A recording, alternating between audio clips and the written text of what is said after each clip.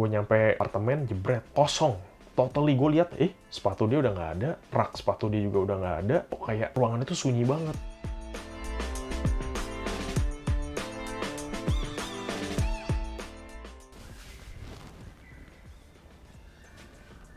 Hai guys, ketemu lagi sama gue Fasa. Hari ini agak beda dari yang biasanya di mana gue sharing tentang informasi-informasi di Singapura. Hari ini kita mau lebih ke arah story time. Kalau kalian suka, gue akan lebih banyak lagi bikin konten-konten tentang story time di mana gue punya banyak cerita unik dan lucu dan juga aneh dan mungkin bisa dijadikan bahan pelajaran untuk kalian selama gue di Singapura atau selama gue business trip di luar negeri. Oke, anyway, story time kali ini gue mau cerita gimana caranya gue ditipu hampir $1.000 oleh teman kos gue sendiri. Kejam. Untuk kalian yang udah akrab dengan blog gue, di sana gue udah menulis tentang kisah gue dari awal gue dari Jakarta ke Singapura. Gue baru nulis sekitar 4 seri. Kisahnya itu on demand banget. Banyak yang DM gue, banyak yang email gue. Kak, cerita dilanjutin dong. I will. Tapi gue lagi banyak kerjaan. Nanti kalau semua udah beres, gue pasti nulis lagi. Lalu, kisah yang kali ini gue mau ceritain kalian agak lompat sedikit. Kisahnya kejadian di tahun 2010. Di mana gue udah keluar dari rumah bos gue dan gue pindah ke kondominium. Nama kondominium itu Dairy Farm, lokasinya di dekat Upper Bukit Timah. Dan waktu itu juga harga properti lagi jatuh.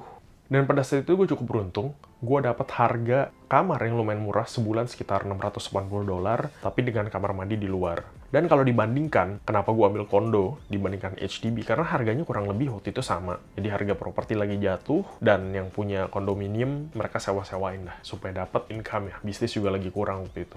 Di Dairy Farm itu ada 4 kamar. Gue orang terakhir yang masuk, jadi udah ada 3 kamar sebelumnya. Jadi sebagai orang terakhir, gue harus taat aturan ya. Udah ada kepalanya di sana. Nah, kepalanya itu anggapnya namanya Bose. Jadi Bose itu kepala di sana dan dia udah punya istri ya. Nanti di belakang kalian akan tahu cerita gimana. Nah, waktu gue kesana, gue masuk, dia sangat-sangat welcome banget. Hey guys, how are you? Bla bla bla. Ayo masuk, bla bla.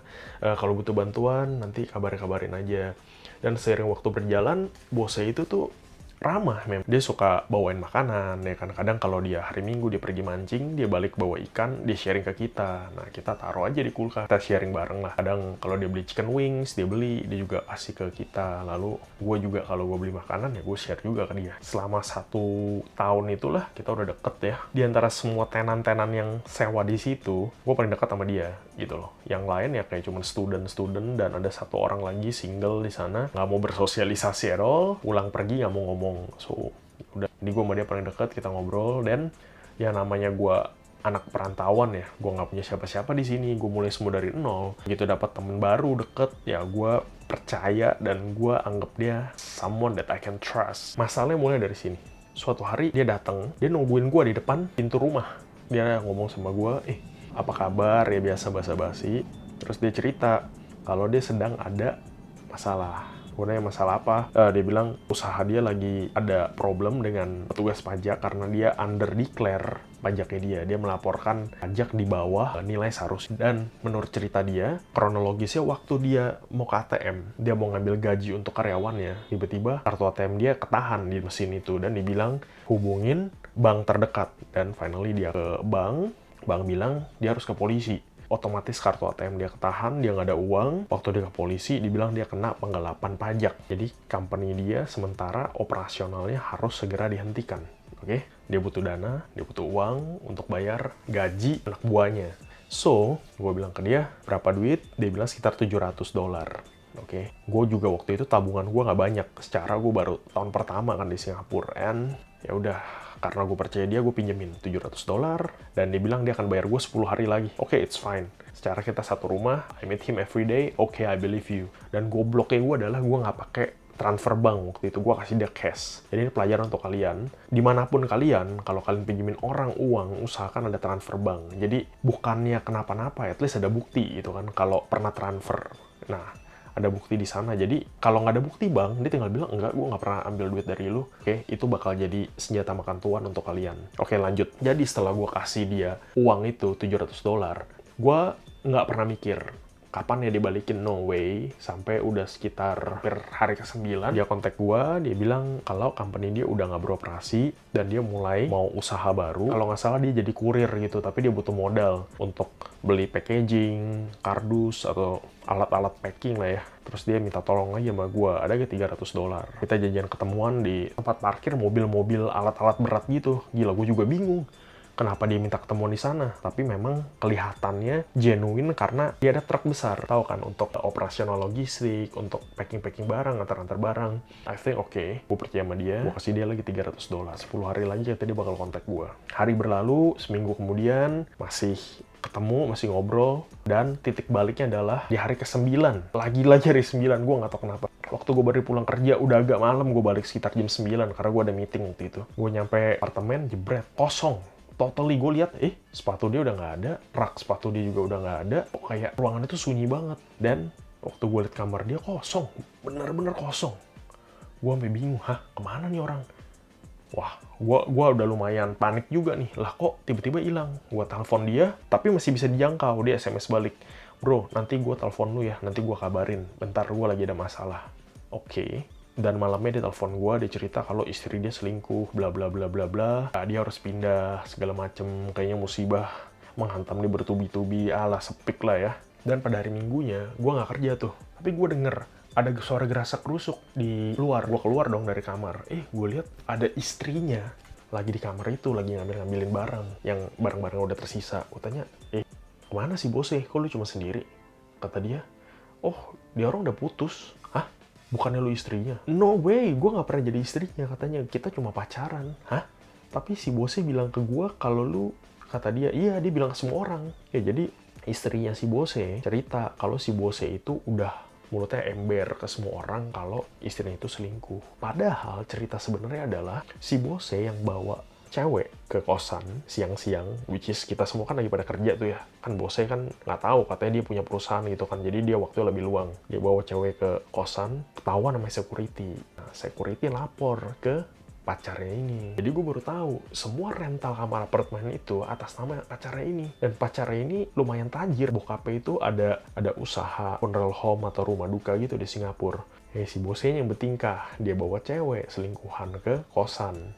Ketahuan, akhirnya diputusin sama pacarnya ini. Nah, waktu diputusin, akses mobil, akses uang, segala macam hilang. Jadi gue baru tahu bosnya itu sebenarnya nggak ada kerjaan. Kayak cuma diumpetin doang. Gila kan? Dia bisa mencitrakan dirinya kepada semua orang itu kalau dia punya perusahaan. Oh my god. Gua totally speechless waktu itu, dan gua merasa kayak, gua kena scam. Duit yang udah gua tabung mati-matian, ditilep sama orang nggak bertanggung jawab. Orang gua percaya selama ini. Anyway, fast forward, gua move on, tapi gua masih penasaran. Gua search nama itu orang, si bose, di Google. Gua cek nama lengkapnya dia. You know what? Dia udah pernah ada kasus ternyata sebelumnya di Singapura.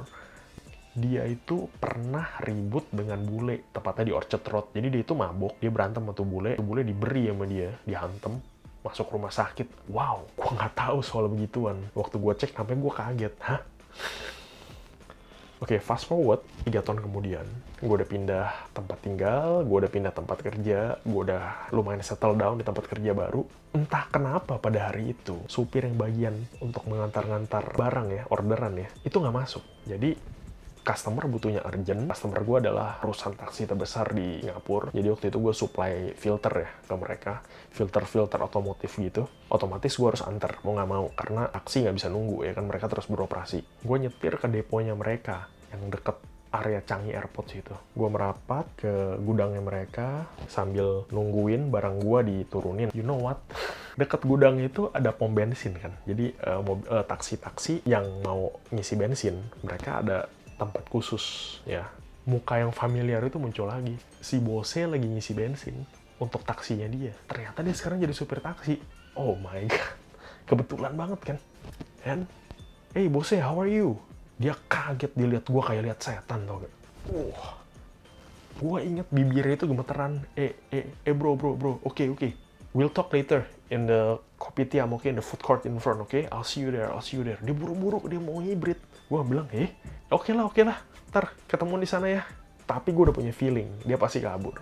Secara di luar itu food court itu gede banget. Gimana gue mau nyari dia? Gue sempetin untuk masuk ke food court dan dia emang nggak ada. Gue nggak pernah lihat dia lagi. Gue nyesel sih waktu itu. Kenapa waktu itu nggak langsung gue seret aja dia? At least gue apain dulu, kayak gue hantem, kayak bye-bye, my $1,000 kena scam di Singapore for the first time. Jadi, that's the story about me and Bose and his all bullshit. Okay?